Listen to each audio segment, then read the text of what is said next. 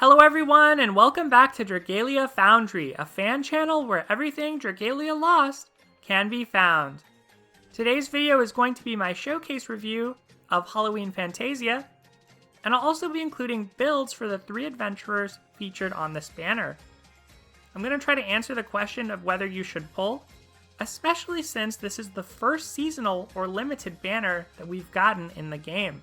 Now there is a slight difference in how this banner has been described compared to previous ones, and the description does mention these adventurers, wyrmprints, and dragons are going to be event exclusive.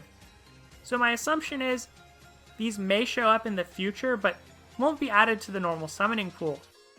And that's going to mean this is a very interesting decision that you have to make about whether you should pull or not. Now there is a lot to get into on this banner, so I'm going to go ahead and get started. Here are the time codes if you want to skip ahead. We're going to be looking at wyrmprints, we're going to be looking at dragons, and then finally adventurers along with builds. And at the very end, I'll give you my final thoughts and let you know whether I think you should pull on this banner. Let's get started with wyrmprints. So the first wyrmprint we have to look at is Pumpkin Pale. This is going to be the 3-star focus wyrmprint for the banner, and it has 2 abilities, Curse Res and Snack-o-lanterns. Curse Res is also seen on wyrmprints like King's Countenance and Auspex's Prayer, but really from that comparison, the biggest thing that stands out is just how much more stats you get from a 4-star or 5-star wyrmprint compared to a 3-star like Pumpkin Pale. So the main reason you might be interested in Pumpkin Pale is going to be that second ability, Snack-o-lanterns. It's going to boost your intake per quest by 25 or 50% if you're able to fully unbind it. Now, one of the big questions with this is whether this stacks on your whole team. If it does, you'll certainly want to hang on to these throughout the duration of the event, so I would hold on to them and test it out just to be safe. There is a free wyrmprint in the event that is going to boost the rewards you get, so you don't have to worry about pulling just for this. But outside of the duration of the current event for Halloween, I'm not sure that Pumpkin Pale really has a lot of value. The artwork is amazing on this, and because it's event exclusive, you may want to keep it just for that reason. But if you're more of a min-maxer or you don't care about the artwork, you can probably keep this during the event and then sell it for Elgewater later. Moving on, the next featured wyrmprint is Sniper's Allure, and now you may be surprised to see this because this wasn't really advertised. You have to click on summon info to find this out. But yes, there is a second 4-star wyrmprint. Basically there are 2 on each banner, and it's going to be Sniper's Allure. So this is not an event exclusive, but the rate is up if you want to pull this. And I actually think this is a very good wyrmprint, so it may be one you want to pick up. The abilities are going to be Broken Punisher and Skill Prep, and the offensive spread is pretty high, so you have 141 max HP and 51 max strength. The highest strength you can get on a 4-star wyrmprint is 52, so basically this is right up there. And you can see it has the same stats as One with Shadows. One with Shadows also provides Broken Punisher. However, its second ability affects criticals, and it's not skill prep up, basically.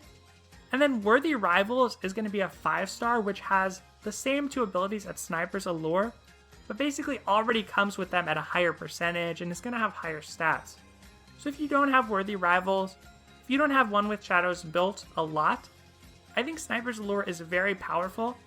And one of the main reasons is it allows units who have trouble dealing damage to get through when enemies are broken.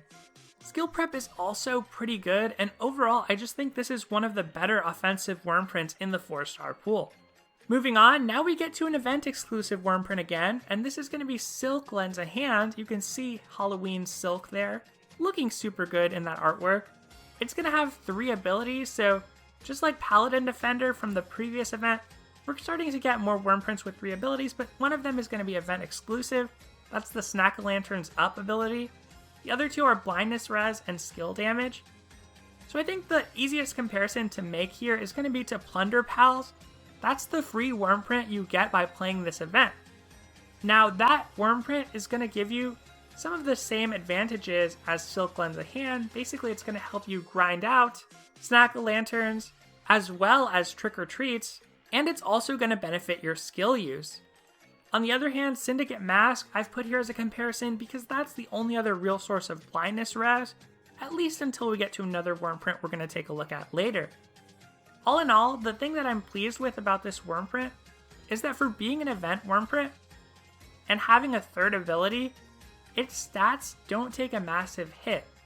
So its stat spread skews a little bit more heavily toward HP, but it's not too far. It's maybe 1 or 2 points below what you would normally expect on a 4-star Wurmprint. And it's got a pretty nice skill damage, general use ability, and then of course that more narrow blindness res. But moving on, next we come to Witch's Kitchen.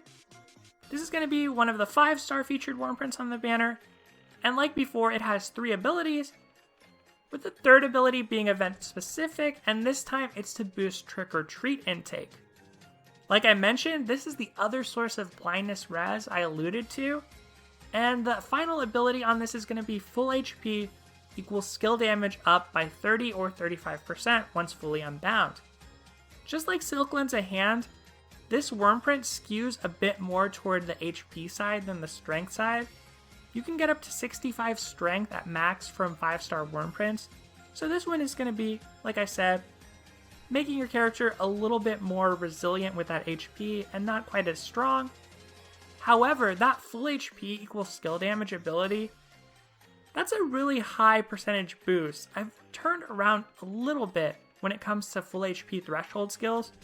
You'll know that in my previous review, I wasn't very high on these, but what I've found is that if you have a good healer on your team, these skills can be pretty effective, especially when the damage boost is that high. Now, the comparisons I make are to Silk Lends a Hand because that's going to have that blindness res, and also Silk Lends a Hand is just going to give you a general skill damage boost, so it's going to be more broad. If you don't have a reliable healer, you may want to stick with that.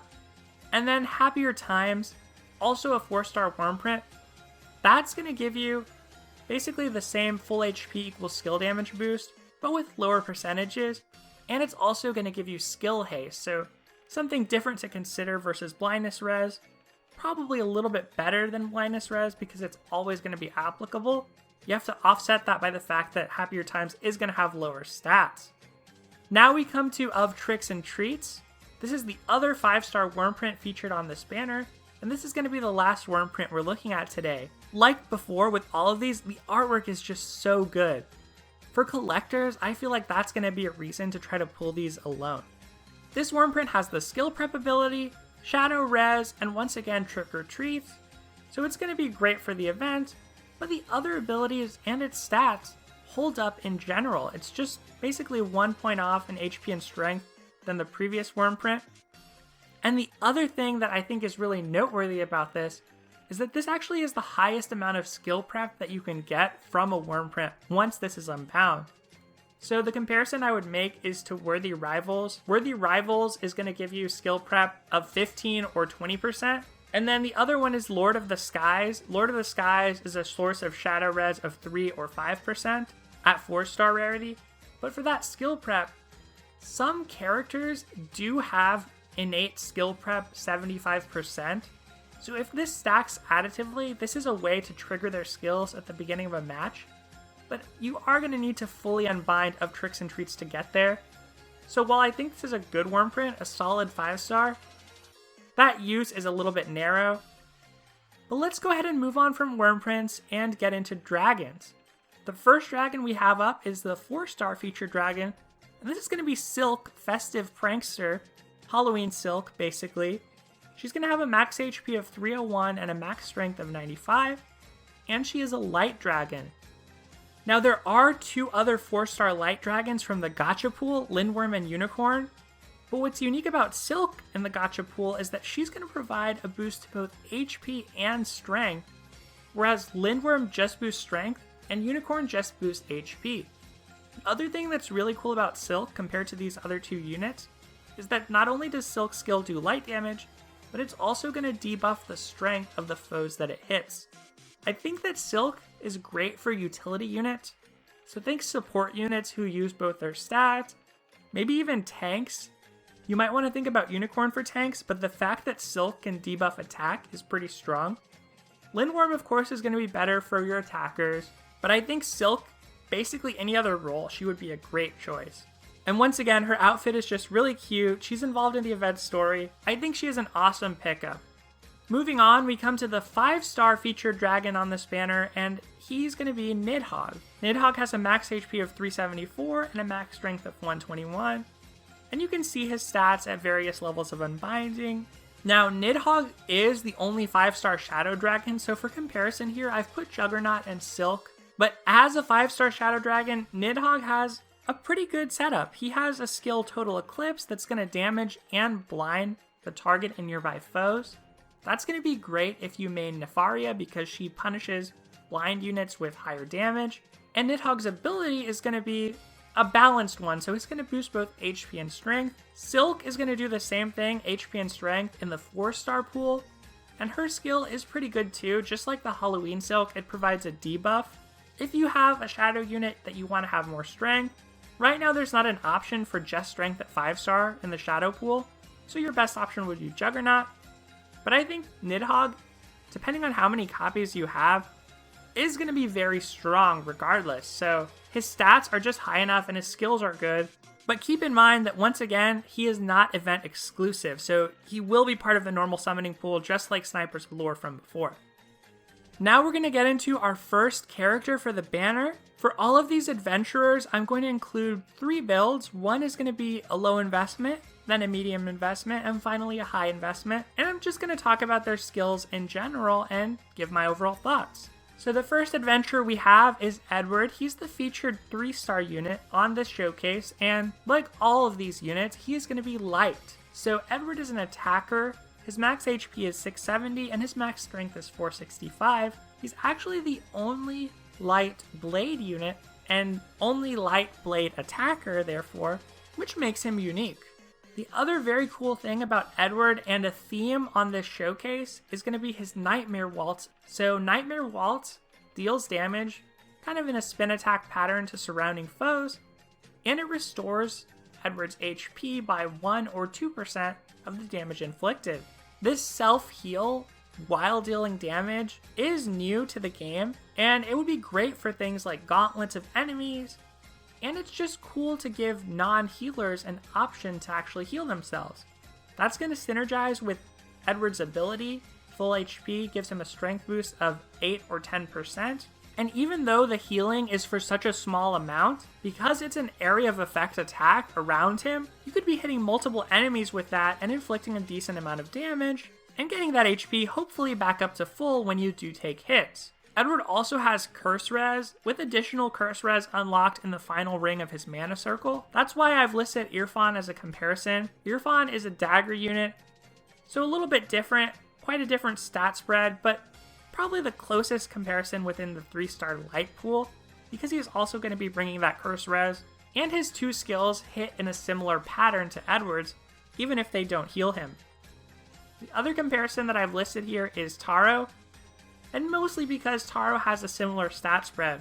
So almost all of the blade units at 3-star, like Aoi, Jiroda, and Taro, and now Edward, have this kind of stat spread which emphasizes their strength more than HP. Finally, just like all of their blade units, Edward is going to have a strength plus co-ability, even if as a 3-star, the total percent it can reach is pretty low. But let's go ahead and get into builds for Edward. So to start, I want to look at a low investment build. Now I've said in previous videos that you should always try to unlock at least 21 mana nodes for any character, because that's how you're going to unlock their final chapter in their side story, which grants you Wyrmite. But because Edward is a 3-star, I'm going to look at 30 mana nodes for my first build as low investment, because that's as far as you'll be able to take him without promoting him at all. Now with this being low investment, I feel like the build is pretty straightforward. There aren't a lot of free Wurmprints and free dragons in the game that you can guarantee you'll have without summoning. So that's why I've chosen Jupiter and Great Worm Zodiark. Great Worm Zodiark is going to provide resistance to Zodiark and some shadow resistance. So this Edward build is going to be perfect for facing him in the Dragon Trials. Finally, High Shamshir has slightly more attack than the alternative blade at 3-star, so that's why I've chosen that here. Next we have a medium investment build, and this would be as far as you can take Edward if you promote him to a 4-star. I prefer Lindworm over the alternatives because Edward is an attacker. He's going to appreciate that attack boost that Lindworm provides. I've included Happier Times, which I alluded to earlier. Happier Times is going to give Edward more skill damage when he's at full HP, and that will play nicely with his strength boost at full HP. And finally, Masamuro's Pride. Again, the more aggressive 4-star blade. At high investment, the build is a little bit more straightforward for Edward, and that's mainly because there's only one 5-star light dragon and one 5-star light weapon. So Jeanne d'Arc is basically your only choice, although I will say that if you have a Lindworm who's leveled up or unbound fairly significantly, you might want to just stick with that for the attack boost because Jeanne d'Arc boosts HP. Evening of Luxury is going to boost your attack further when you're at full HP, and it, along with Valiant Crown and Tough Love, are tied for the highest attack among 5-star Wurmprints, providing 65 at max. Heaven Wing is pretty much chosen because, well, it's the only 5-star light blade. It does provide a healing ability, which could be useful if you do dip below that full HP that you're trying to maintain. The second adventure we're going to talk about today is going to be the 4-star featured unit, and that's Althemia. Althemia is a healing unit. She's a staff user. She's light once again, and her max HP is 786 with her max strength of 452. Althemia is actually a very cool healer, and I'm pretty impressed, particularly with her Bitter Trick skill. So just like Edward, this is going to be an area of effect attack that restores her own HP based on the damage inflicted, but with a little bit better restoration of 4 or 5%. The thing that impresses me about this is that not too many healers have an attack skill in their kit. So Althemia is actually going to be able to run up to 2 attack skills depending on which staff you give her. In terms of abilities, she's going to have skill prep of 50 or 75%, she's going to have curse res that can scale up to 100% from 50%, and in the final ring of her mana circle, she'll have full HP providing a strength boost, just like Edward. As a staff unit, her co-ability is going to be to increase recovery potency, and I think the closest comparisons are other light healers. So there are 2 3-star light healers, Estelle and Hope. The reason I think that Althemia is a little closer to Estelle is because she has curse res rather than poison res. And then there is of course the 5-star healer Hildegard, who as you can see is just going to have more max HP, more strength than Althemia, and is probably going to be a better option. So Althemia is somewhere in between, but one thing that she does have that Hildegard lacks is, like I said, her second skill being an actual attack. So let's see how the builds can utilize that. First up, once again, the low investment option. Anywhere between 21 or 30 mana nodes would be fine for this. And like I said, it kind of builds itself just because options are limited, and I don't really recommend you invest too much into 3-star Wurmprints or 3-star Dragons. So like before, I would go with Jupiter, Great Worm Zodiarch. But the thing that is unique here is this Vampire's Lantern weapon. Now this is going to be obtained through the ongoing event for Halloween, and basically it's going to heal the unit who needs the most health on your team. So the skill is similar to the 4-star staff Beauty's Balm. However, Vampire's Lantern is actually going to provide you more stats at its maximum than Beauty's Balm would. And the main reason is that as a light staff, even though it's only a 3-star, you're going to get 50% more on both stats because Althemia is a light adventurer. So when I move on to the medium investment build with 40 mana nodes, it's still going to be better to use Vampire's Lantern than to use Beauty's Balm, assuming you're not investing all the way into a 4-star light staff from the crafting menu. Also in the medium investment build, I've included Destiny's Hand, because that's going to double down on your skill prep and increase your recovery potency further. And finally, Halloween Silk, because like I said, I think she has a lot of utility buffing both strength and HP, and I do like her debuff on her skill. Finally, if you decide to go all the way and promote Althemia, this is the build I'd recommend. As before, Jeanne d'Arc is the only 5-star light dragon. However, she is pretty good on Althemia, both because her skill provides a buff to team defense, but also just because Althemia as a healer will take more HP. Sure, she has that attack skill, she would be great with more strength, but this is really not too bad for her. Now at 5-star, Althemia gets that final ability in her mana circle that's going to boost her strength when she's at full HP.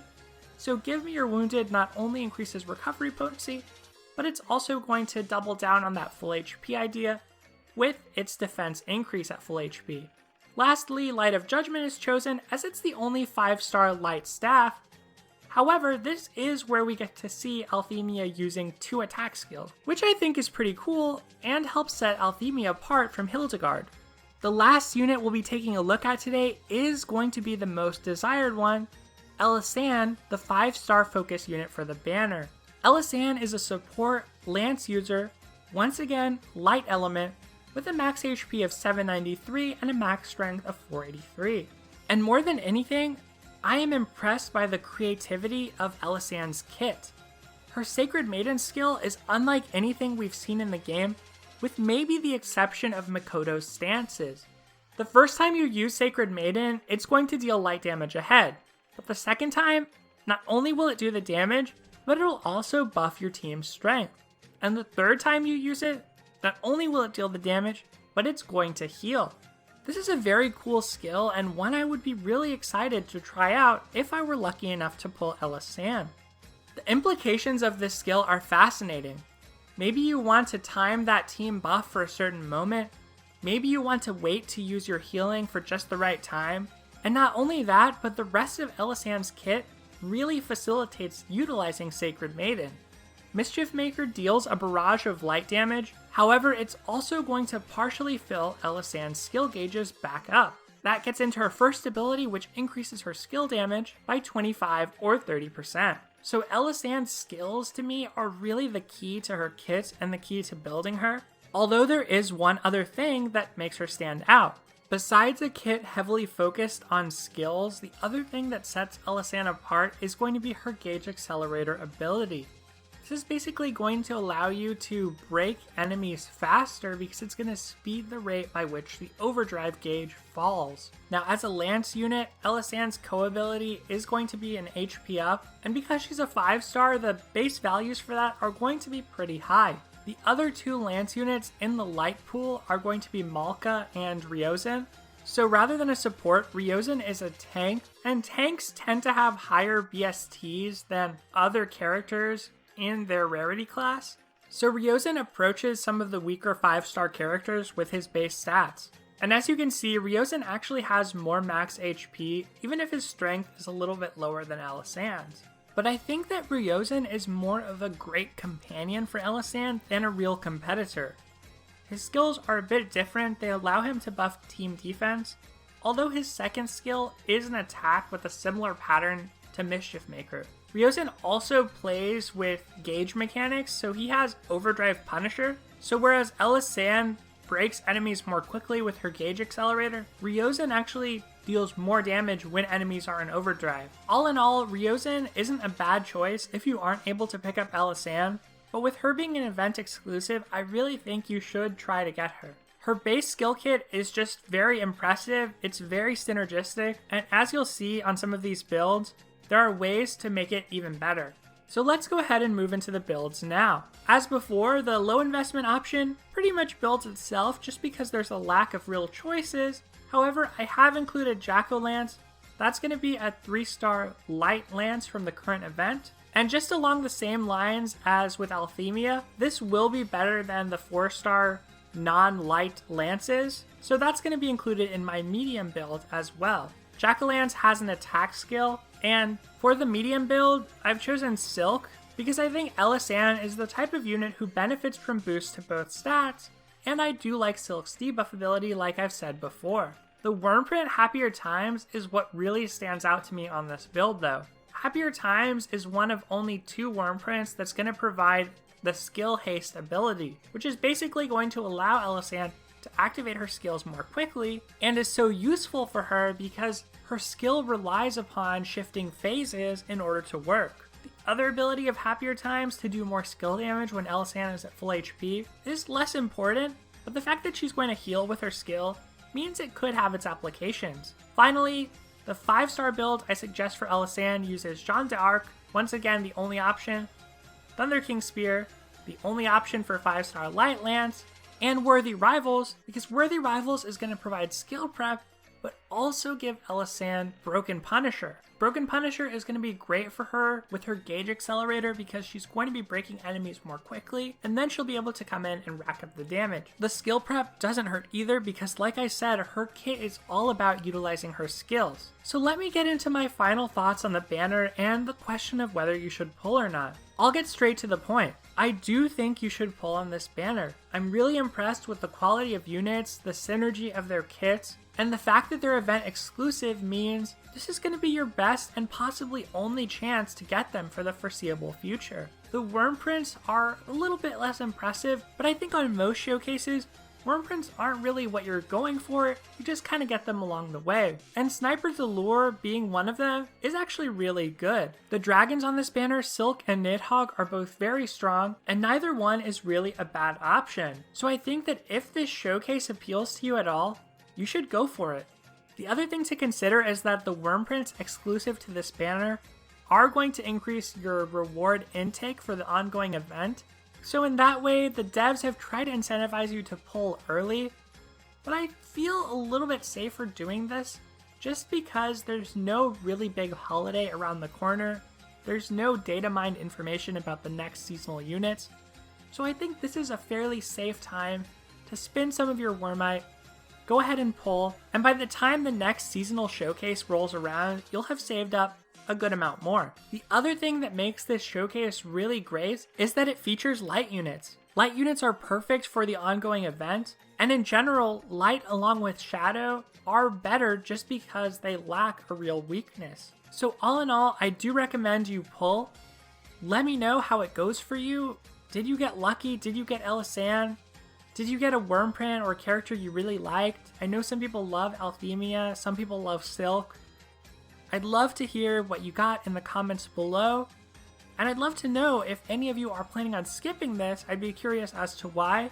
But that's going to do it for this video. Thank you so much for participating in the channel, for subscribing, sharing, and liking my videos. I really appreciate it. I can't believe we've blown past 600 subscribers now. But with that said, thank you once again, and I'll see you next time.